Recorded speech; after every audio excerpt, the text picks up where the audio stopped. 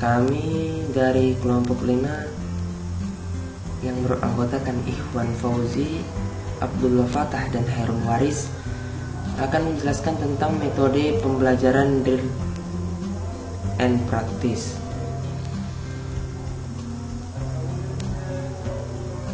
Adapun pengertian daripada drill and practice, yang pertama, drill atau yang biasa disebut dengan berlatih mencakup di dalamnya aktivitas menghafal, mengeja kata, dan sebagainya.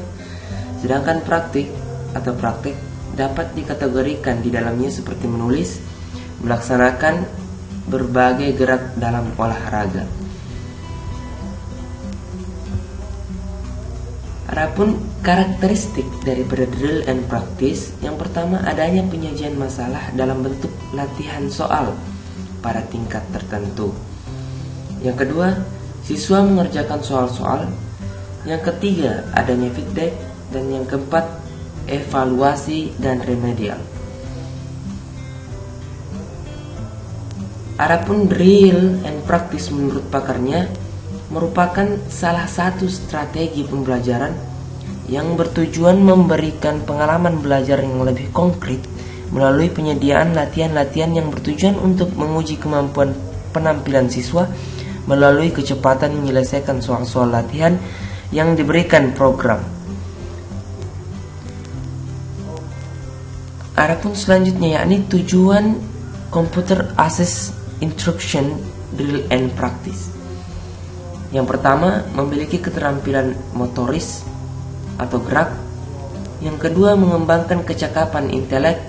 Dan yang ketiga, memiliki kemampuan menghubungkan antara sesuatu keadaan dengan hal lain. Adapun ciri-ciri drill and practice, yang pertama adanya perencanaan, yang kedua mengerjakannya. Jadi dalam drill and practice tidak ada bagian penjelasan. Yang ketiga implementasi, yaitu siswa bisa menyesuaikan tingkat kesulitannya, gunakan aktivitas yang singkat, gunakan prinsip kompetisi.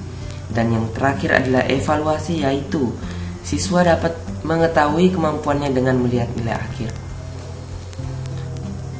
Yang terakhir, tahapan penyajian. Yang selanjutnya, penyajian masalah-masalah dalam bentuk latihan soal pada tingkat tertentu dari kemampuan dan performa siswa. Yang kedua, siswa mengerjakan soal-soal latihan. Yang ketiga, program merekam penampilan siswa, mengevaluasi, kemudian memberikan umpan balik. Yang keempat, jika jawaban yang diberikan siswa benar, program menyajikan materi selanjutnya.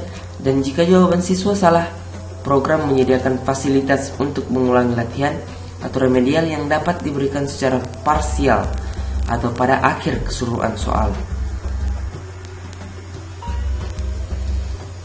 Adapun faktor-faktor yang diperlukan atau yang perlu diperhatikan dalam drill and practice, yang pertama, gunakan selingan latihan supaya tidak membosankan dan melelahkan. Yang kedua, guru hendaknya memperhatikan kesalahan-kesalahan yang dilakukan siswa serta mendiagnosis kesulitan-kesulitan yang dialami oleh siswa.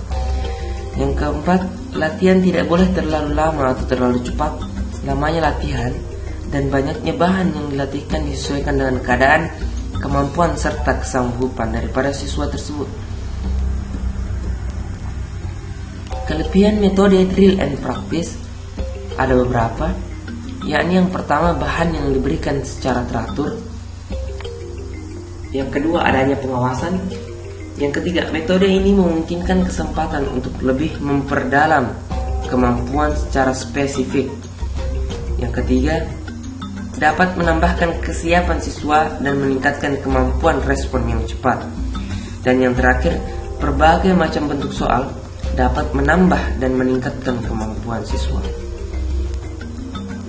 Kemudian selanjutnya, kekurangan daripada metode ini yakni yang pertama, menimbulkan adaptasi mekanis terhadap lingkungannya.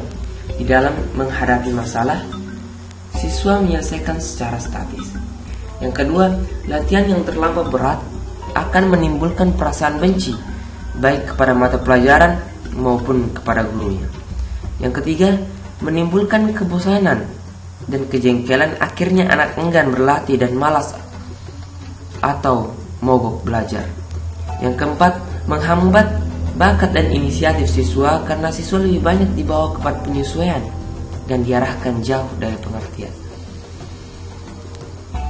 Adapun flowchart dalam drill and practice, kita mengetahui bersama bahwasanya flowchart adalah merupakan sebuah diagram dengan simbol-simbol grafis yang menyatakan algoritmanya atau proses yang menampilkan langkah-langkah yang disimbolkan dalam bentuk kotak. Diagram ini bisa memberi solusi selangkah demi selangkah untuk penyelesaian masalah yang ada di dalam proses atau algoritma tersebut.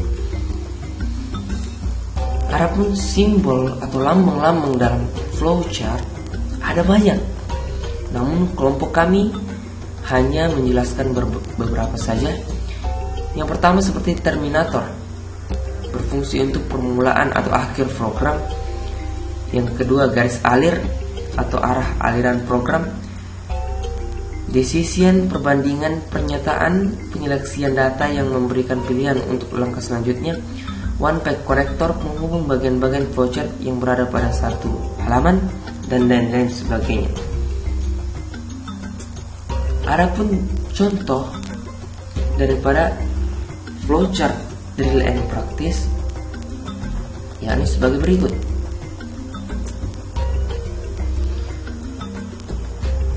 Flowchart drill and practice pada umumnya biasa berbentuk seperti ini.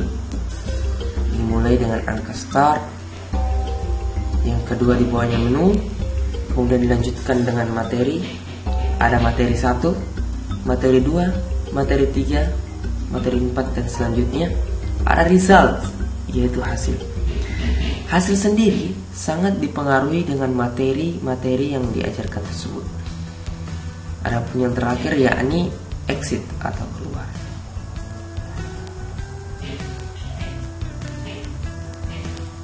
Adapun contoh drill and practice dalam bentuk soal, yakni contohnya gambar apakah di samping. Ketika siswa menjawab benar,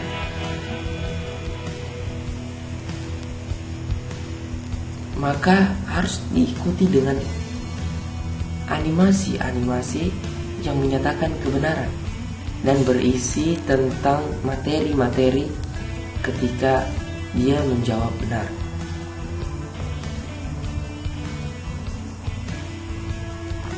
Ketika siswa menjawab salah, juga ada emoticon yang mewakili, yakni ketika siswa menjawab salah diwakilkan dengan animasi-animasi yang bersifat sedih, dan dilanjutkan dengan adanya materi-materi yang berhubungan dengan kesalahan-kesalahan daripada siswa ketika dia menjawab soal. Yang terakhir dari kami adalah penutup. Terima kasih atas perhatian teman-teman dalam memperhatikan kami. The last essay. Assalamualaikum warahmatullahi wabarakatuh.